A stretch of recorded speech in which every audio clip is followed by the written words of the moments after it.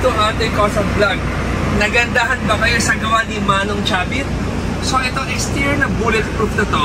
Gawa to ni Manong Chabit. So ito yung Pinoy proud, Pinoy product na armored vehicle na luxury interior ang meron. So marami na kayo nakikita ngayon na to. So lahat to gawa ni Manong Chabit. Sariling idea ni Manong Chabit tong design na to. Kaya nakakatawa na akala nyo kongresista lang si Manong Chabit or nasa into politics siya. Marami na siyang passion. Isa sa mga passion niya ay mag-assemble ng local brand na parang armored luxury vehicle. So umpisahan natin sa likod. So guys, nung car show 4-seater lang itong sasakyan na to. Pero after car show, immediately pinabago ng owner. Nabenta na ito ni Manong Chabit eh. Hindi ko na lang muna sabihin ko sino yung owner nito.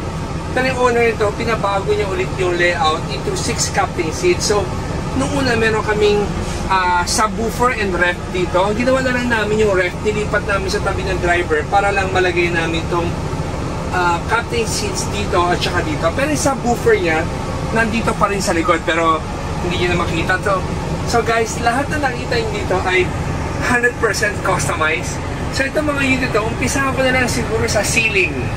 So guys, itong ceiling na to, kung makita nyo ba't panay diamond shape, itong mga diamond shape na to, kung mapapansin yung logo ni Manong Chabit, it's all parang diamond. So sinimulate lang namin yung tsura niya doon sa logo niya. So ang ceiling niya ay made of fiberglass, it's molded. Kaya namin ginawa ng mold na to kasi paulit-ulit pag nagpapago si Manong Chabit, ito ang design na gusto niya sa loob. Sa gilid naman tayo. Sa gilid naman, it's a fiberglass molded din na ginawa natin. This one's fiberglass. So para lang, wala siya masyadong issue, kaya ginawa namin fiberglass at saka mas elegante tingnan. Tapos yung armrest na ginawa namin dito, it's made of fiberglass din. Tapos syempre, ang upuan nito, walang iba kundi yung textbook and after custom. So bago namin ginawa ito na ito, minake sure namin na kahit malaki ang tao ay nakakaupo ng tama. Pero ito sa seat number 5 and 6, hindi ko nga lang makarecline na ng todo kasi wala nang space din ding na to. Pero yung upuan na recline na to, ginawa namin na talagang medyo komportable. At saka pwede mo siyang i-abante. Pag inabante mo siya and then pwede ka pa mag-recline ng konti depending kung saan yung gusto mo. So move forward dito sa isang upuan na to. Itong upuan na to, second row na upuan to, ang luwag rin ng legroom niya. Kaya maluwag rin yung legroom niya kasi iniwas na namin yung pagka nag-recline siya, hindi tatamaan yung tuhod dito. Or sino man nakaupo dyan, gamitin man niya yung footrest niya, pwede magbigayan na lang ng upuan para lahat makasakay. So, next guys, tignan mo na ako sa harapan.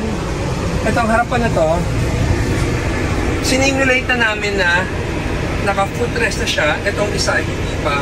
So, ito yung cup holders niya, saksakan niya. Ito is made of fiberglass. Ito rin. Itong design na to, it's all made of fiberglass. Tapos ang nakakatawa dito, si Manong Chabit, akala ko nagbibiro na siya, sabi niya gusto raw niya merong tapakan dito sa harapan para yung pag napunta raw siya sa laban, yung machine gun niya pwedeng buksan. So literally, itong ibabaw na to, nabubukas siya para kung emergency. Meron kaming tapakan na ginawa eh. So ito. So ilagay niya ng bracket ang baril niya. Ito yun. So ngayon, yung height ko nakakatayo ko ng tama, pero meron kaming ginawang patungan pa dito para sa tao niya kung maliit. Ngayon naman, kung sakaling naman na papakita ko naman yung harapan niya, sasarado ko muna. Yan. So guys, ito naman yung harapan naman niya. Itong aircon vent na to, baga parang third party nang gumawa ng aircon na to. Nilagyan namin ng 32-inch TV, tapos kitang-kita may labas, para kung sakaling gusto makita yung biyahes, kung nasaan ka man, kitang-kita mo. Tapos, this is the soundbar. This one is a fiberglass molded. So, karamihan ng product na ginawa namin sa loob ng sasakyan ni Manong Chabit is puro made of fiberglass na para pag gagawa kami ulit, hindi na kami magsusukat from scratch. Baga may mga pattern na kami na isasalpak na isasalpak. So, guys, nakakatawa na excited lang ako sa sasakyan ito. Dahil kaya tanong angulo mo tingnan nakakatawa dahil para makabuo ka ng ganitong sasakyan is something else. So guys, I hope na gusto nyo itong video natin sa BMW Baluarte Motor Works na gawa ni Manong Chavit, proud Filipino designer. Sana natuwa kayo sa sasakyan na ginawa ni Manong Chavit. Sobrang proud din ako na ang galing-galing ni Manong mag-isip. At the same time, syempre yung collab namin para mabuo itong ganitong itsura. So guys, thank you for watching and always remember, Jesus loves you and God bless.